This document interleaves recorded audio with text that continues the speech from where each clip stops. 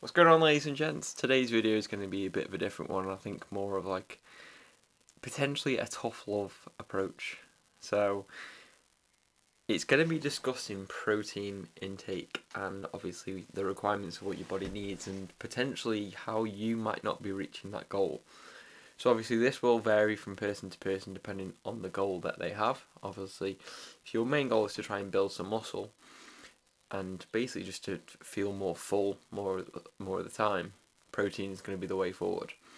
So, bit of the calculation side of things.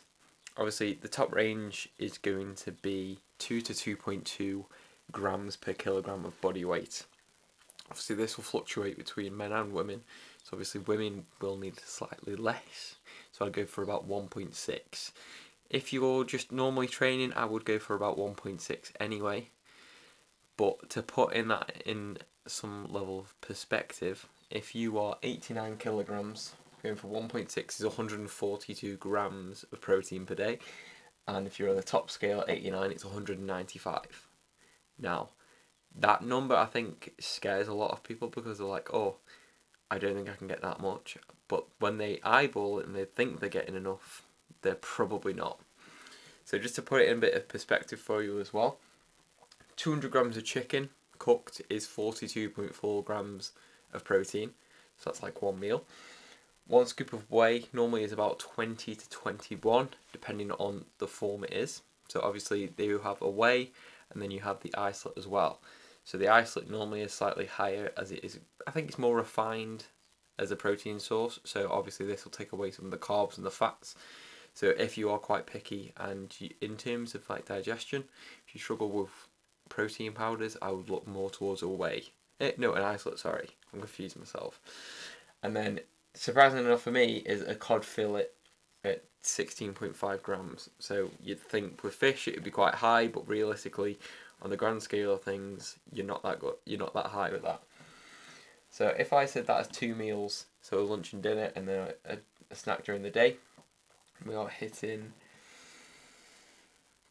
63, 79. So 79. So that's pretty much half of that on the lower scale. I'm not trying to like intimidate you or anything, but obviously people might not even be getting 200 grams of chicken. So I think it's important to realise that you're going to have to look elsewhere for more protein options and more protein sources to be able to get it into your diet. So I had this discussion, well, me and Miles had this discussion the other day, on about if trace sources from other foods should be counted. For me, it should, because there is certain other foods where it will come into play a lot. So just some other options for you. 3 large eggs. Although it would be mainly a fat content, you can get 18.8 grams of protein. By the way, all this information is from me literally spending 2 minutes on MyFitnessPal. So this can be a technique to try and get your protein in during the day. It's just figure it out and research it and see what you can actually find. And now an interesting one for me, especially if you're cutting, is 150 grams of prawns cooked, 27.6 grams of protein. Bear in mind that's only 120 calories overall. I think it's about 0.6 carb and 0.8 fat. So it is a really good option if you are dieting whilst trying to keep the protein high as well. So it's just a matter of actually figuring out what you're actually intaking, because 99% of the time you're probably under what your body requires for you to build muscle, etc. So what would I suggest? Well, look to double scoop, so obviously increase the amount of protein you're having in, say, a whey. So obviously there's a general stigma saying that your body will only be able to take so much protein in at one time. Pretty much a lie. Your body will utilise and go for about 40 grams, which from obviously all these you can see, if you have that for lunch, pretty much on the dot. Obviously if you went for a whey, double scoop it, 42. Pretty much exactly the same as a chicken. Obviously a whey is going to be easier to digest than a chicken will, and probably less time, so it's a better option for on the go. I've already said this one, research. So obviously just look at what options there are and what suits you. So go for a meal planner, go through MyFitnessPal, or just walk through the shelves and see what options there are for protein sources.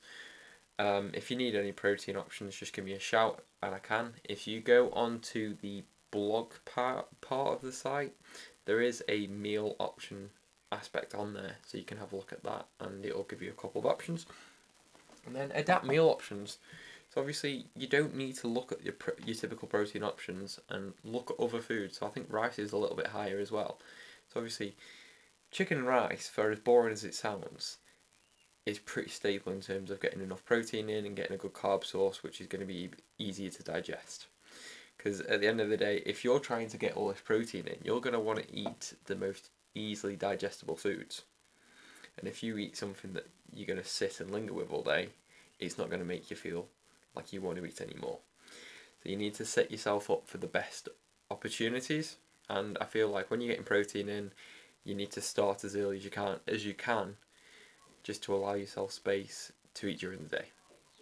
If you need any help on this, just give me a shout, and I hope you have found this helpful.